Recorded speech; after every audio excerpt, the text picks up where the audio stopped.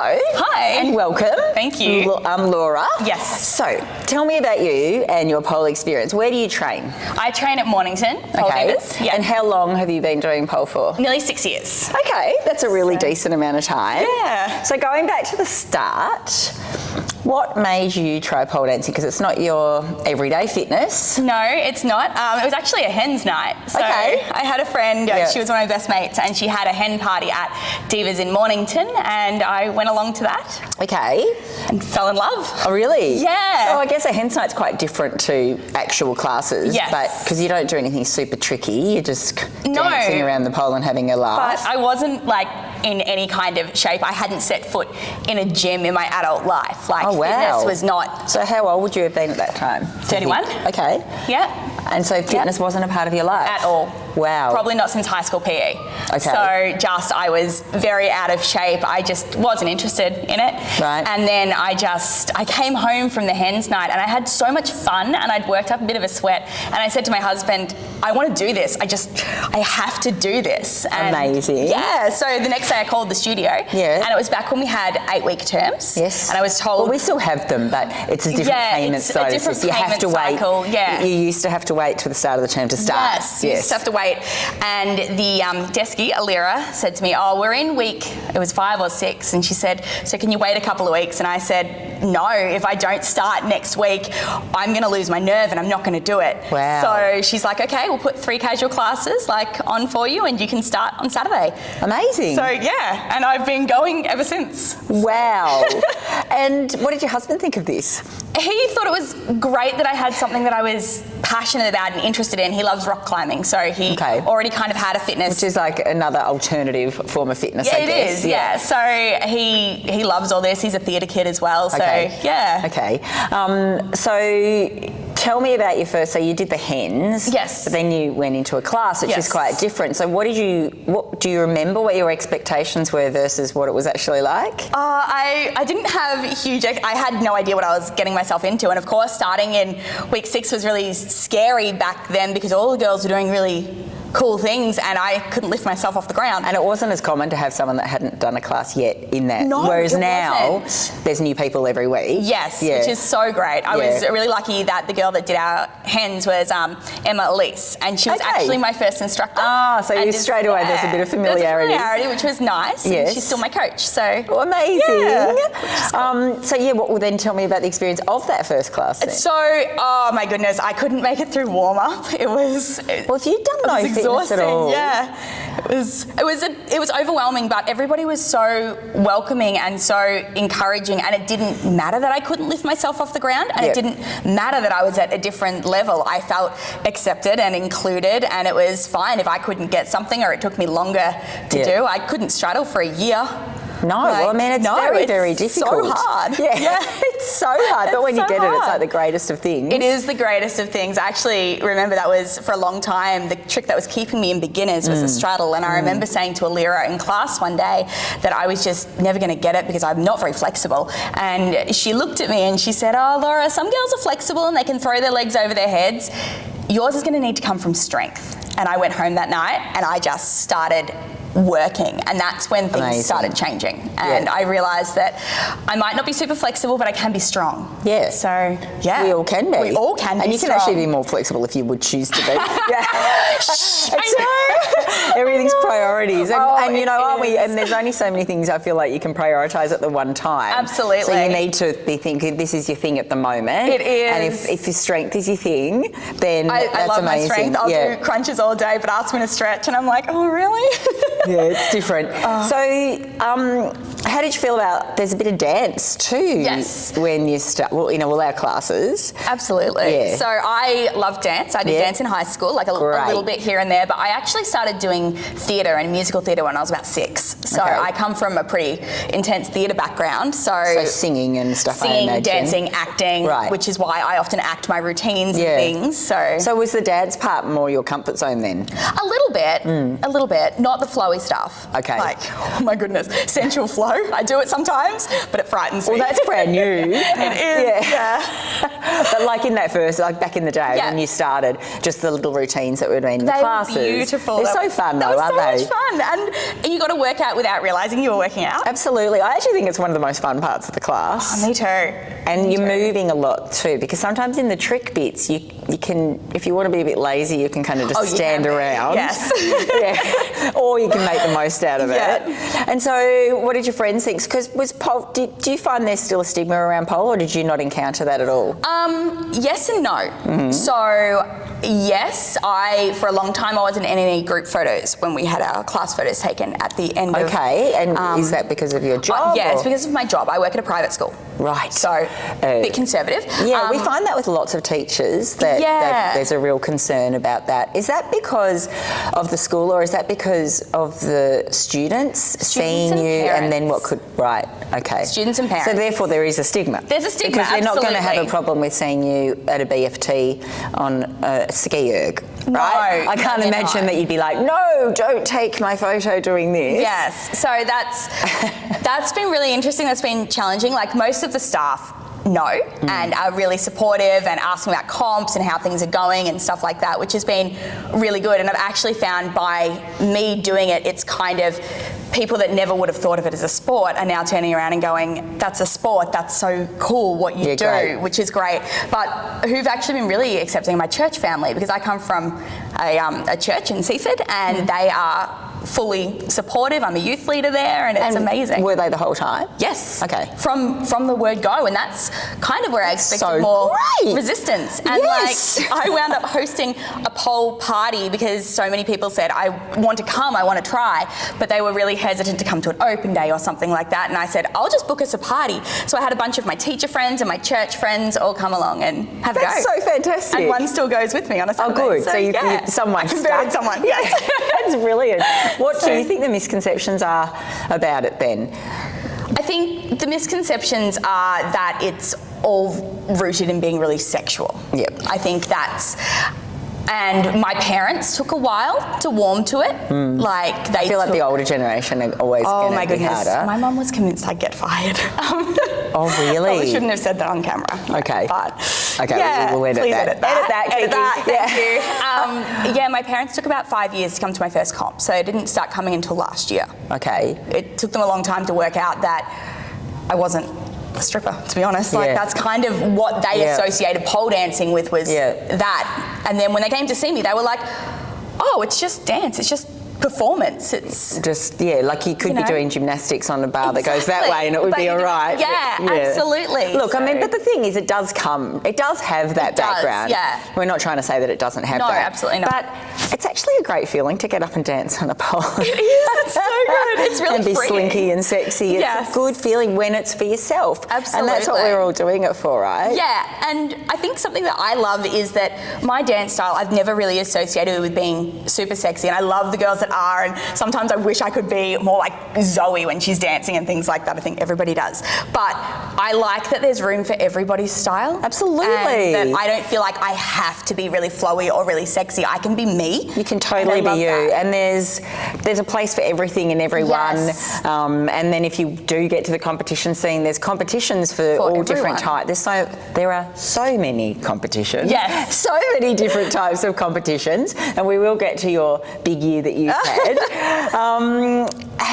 What about do you get people saying to you, oh, I'm not fit enough, I'm not strong enough, I don't have enough core strength, so I can't do it? A bit, yeah. A lot of people, I suppose people that I've met in the last couple of years, yes, but people that have known me my entire life, I was probably, when I started, about a size 16 and 90 kilos. Okay. So I was very different than what I am now. And so people have, like, I can turn around when people say, oh, I'm not fit enough to start, and say, I wasn't fit enough to start. You can do it, and it will change your life. And have you done other things? Do you do other... I now cross-train, absolutely. You now do, but you didn't for a while? No, I was just doing pole for a while. It was about a year where I was doing 1 or 2 classes a week. And I did my first ever pole pole addiction, and I got my photos back. So you were fast in getting into comps, and I'm going to say that's because of your background. My theatre background, absolutely. Yeah. Like I love performing dance concerts, musical theatre, so you were like, theatre. oh, you can perform in this. Oh my goodness, I am so there. Like, Great. which is, my husband and I met doing theatre. Oh, cute. Which is very cute. Yeah. But yeah, so I really loved that performance element of it. Yeah. I forgot where I was going with that. That's okay. I was talking. We were talking about strength. The misconceptions. Yes. Yeah, the misconception. And how much you changed. And you were initially just doing a couple of classes a week. Yes, and then I got my photos back from addiction, and I freaked out. Oh. I was just. Not I wasn't happy? okay. No, I had no idea that I had kind of. I don't want to say let myself go, but gotten to that point in my fitness where I was that unfit. I hadn't realised that I'd gotten to that point.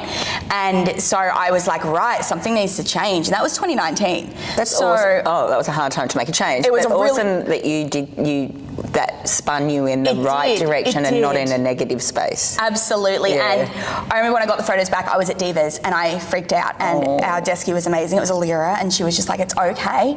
You know, you can make changes. And I just started making big changes to my diet, my husband's diet, making sure I was doing things other than my diet, his diet. He's going to work out as well.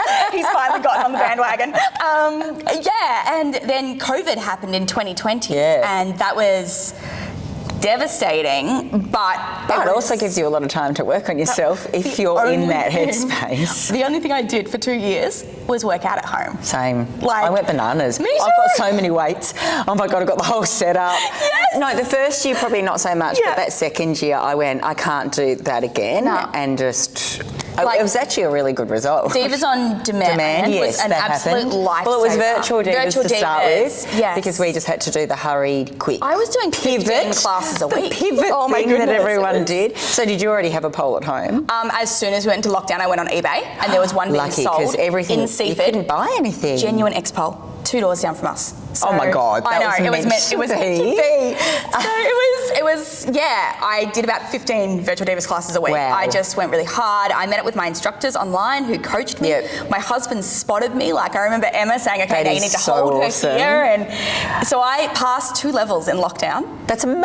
Yes. Go you little legend. And came out the other side, and people were like, what did you do? And I was like, It's interesting to see how people came through that experience, isn't it? They're so different, such variation. Never want to do it again, but no. But yeah, so that kind of, and ever since then, and then when we started doing, my husband and I with our budget and things like that, I was on 4 classes a week when we came back from COVID. I'm like, I have to do minimum 4. I've been doing 15. You can't make me go down to 2. And then when you guys brought out Diamond Divas, it was like $9 more a week, and I was... You could do as much as you like. As many as I want. So I'm there like 7 to 10 times a week. Amazing. And it's amazing. It's so it's best. like you're home away from home then? It is, yeah, absolutely. Okay, so have you made lots of friends through the studio? I've made so many friends through the studio, which has been really lovely. I feel like for the first time since high school, I've got a girl group, and it's so nice. And I love that about Divas, because it's not just the sport, it's the community. Absolutely, And it's not that easy to make friends as adults, like brand new friends and have brand new groups of friends. Yes. It can be a little bit tricky. Absolutely. So it's so nice. It's amazing. Yeah. It's so good. And supportive. And cheer squad. I love that everybody is just, they want you to do well, and everybody is so encouraging, and I feel like I'm always sending cheeky videos to my instructors saying, what's wrong with my arm in this video? Can you give me a tip? And they're wonderful. Like it's a pretty damn good crew down in Mornington. Such a good crew. Yeah. Amazing. And how do you feel about training in a female-focused space? Like, does it mean something to you, or whatever? Like, it means something to me. I really love it. I really value it. I mean, sometimes I feel like it doesn't matter if you're trying out a new pole top and it doesn't quite work out for you. No, it doesn't matter. Nip slips. It doesn't matter. Nip slips happen. Or flapsidents. Yeah. So, I love that. I've never heard that before. So I don't feel as self-conscious as I would if there were, and I understand that men can pole dance, and absolutely, but I like having a place that's just for the girls, because it's not competitive, and it's not, it's not focused on anything else other than fun and friendship and fitness. Yeah. Oh, I love a bit of alliteration. Oh my God, I love that. Thank you. You can have that. You will see that as our byline from now on. Oh, I think we use most of those words anyway. Yeah, I think maybe we use sisterhood a lot more than friendship. But I do like a bit of an alliteration. Alliteration. I'm a high school English teacher, so there you go. What was I going to say? All right, hang on, I forget That's all right. what I was actually then. I do want to talk about your competitions and your goals. Okay, couple of things. So in what way has Divas improved your life? I'm obviously a lot fitter than I used to be, but I'm a lot happier than I used to be. Like, I find that some jobs, and I feel like teaching is one of them, it can completely take over your life if you let it, because we do so much work at school and then outside of school. How do you have the time to come to Divas? Or you've just made that a priority? I've made it a priority. Okay. I often work on a Sunday afternoon. So after church, I will work for a couple of hours, and I get to school at 7:30 in the morning. I don't leave till 5. So I do as much as I can at school, and then I work a bit on weekends as well so that I can go to all my classes. But I feel like... You must be there every night. Divas, I'm there Monday, Tuesday, Thursday, Saturdays. Okay. So, Wednesdays, I watch RuPaul and drink wine with my best friend. Okay, when do you see your husband? Saturday night? Friday night? Date night, darling. Date night, Well, he's rock climbing in the Yu-Yangs at the moment, so it's okay. Okay, great. We've always been really separate people that have separate interests and separate friends, and that's been really great. Actually, something that was fantastic was this year he stage managed regionals. He was, because he's got experience in that kind of thing. Because of theatre. Yeah, so he's done props, sets. He makes my props and sets for me, and he organised all of the sets and props for all of the competitors at regionals, was running around backstage with a clipboard and just in love it his element. So if you need him, good to know. Absolutely. I was thinking that straight away. He wants to be a roadie. Bookmark that. Please bookmark that. He would love to. Yeah. Okay. He's I love how supportive he is. Ask her how I can get backstage, and it's because he wants to help, and he's a theatre kid. He loves that kind of stuff. So. Okay, excellent to know. So, on that, let's talk about your competitions. Sure. Right? So, pretty much straight away. Yes. In a year, you competed for the first time. Yes, in my first year. What have you done since? Well, there was a couple of years there where you couldn't do anything. Yes, there was a couple of years there we couldn't do anything because it actually took a while for comps to come back, even after COVID, didn't it? Because the theatre thing, and actually that was one of the places that came back last. Yeah, it was, wasn't it? The theatres and the competitions. There was a lot of fear around it. I started pole at the start of 2018. I did my first competition about mid-2019, I think, was my first pole addiction, which was Rocky Horror, which, love a bit of character. And then I did, that year I competed in debut. Yep. I did a routine from a musical called Avenue Q. And then the following year I competed again in addiction, which was 2020. It was right before all the lockdowns. And then Unleashed didn't happen. Did you win? No, I didn't. Because Unleashed didn't happen. No. Okay. I dressed up as a cactus. Oh my God. There are photos. It was great. I love it. Sexy fashion cactus, and it was. That can be a thing. It can be a thing. You need to watch Crazy Ex-Girlfriend. It was amazing. It was a parody of a Beyonce song.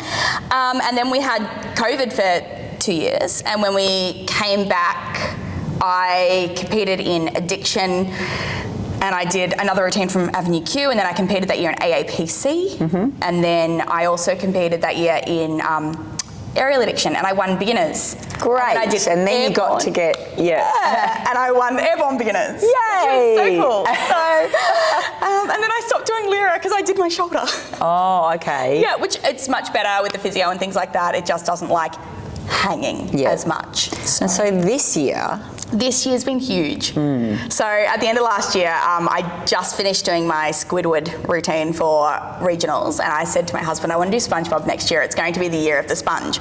And we had a bit of a laugh about it, and it was. It really was. The year of the sponge. How many competitions did you do? I did 5 as SpongeBob. Yep. And I also did 4 doing Book of Mormon.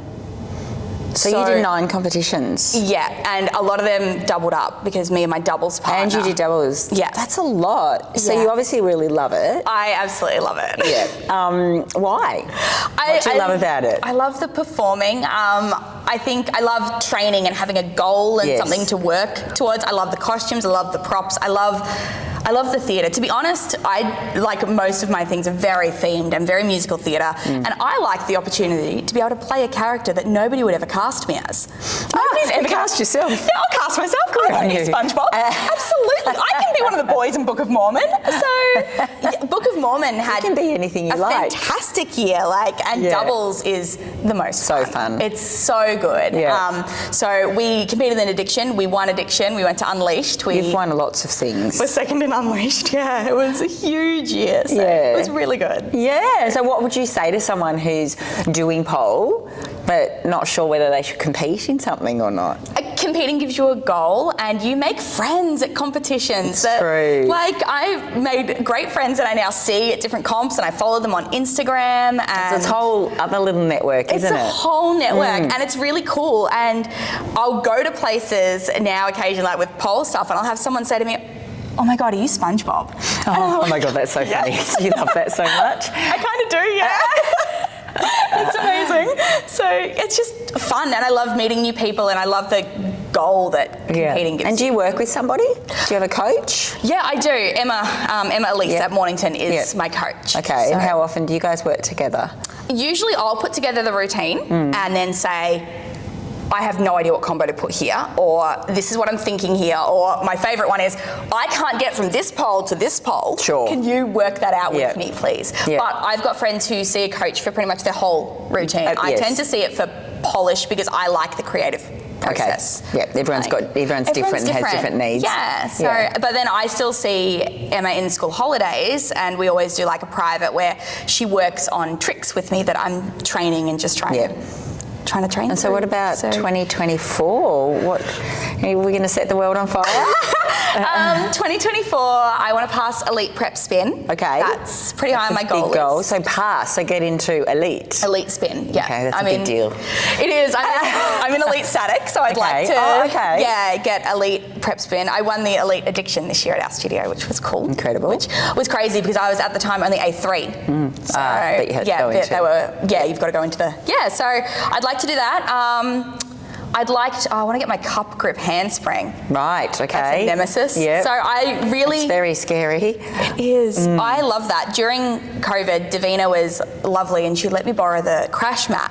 And every day I would train my Superman because I could not get this particular trick. And I want to get back into the mindset of just trying and not necessarily having to do things perfectly. Okay. Does that make sense? Yeah. I think when you're training for a competition, you can get so focused on the 6 tricks that are in your routine. Yes, and making them absolutely perfect technique. Yes, that everything else falls away. And I'm really enjoying right now training for me. Yeah, well, to get stronger and to get better, you're not going to do the thing perfectly the first time. No, you're not. It has to be clunky, and then you can eventually polish it. Yes, so I kind of want to get there. I want to do a couple of comps next year, so obviously pole addiction. I'll enter something in the video entries for Unleashed. Yes, very exciting. Back to the old system. Back to the old system, but I've literally only got SpongeBob, so we'll see. And then possibly regionals. So. Okay, incredible. And so what would you say to someone that's thinking about a new form of fitness, they're bored with what they're doing, why should they give pole a go? You should give pole a go because it will change your life. It is the best form of fitness you could do. It is fun, it is challenging. You're not just running on a treadmill. I like to joke, one of the reasons that I like to do it is because my brain is so full with school and all this other stuff all the time that at pole, I don't have to think about anything else other than not falling off the pole. There's not room for all of those other thoughts and lesson planning and what am I going to cook for dinner. No, you're just thinking about where your hand goes next and where your leg goes so that you escape from all that stuff. It is, it's the best place in the world. I've been to a couple of Disneylands and I used to say they were the happiest place. Oh my God. I think Divas is. Well, on that note. On that note. Thank you so much for chatting with me today.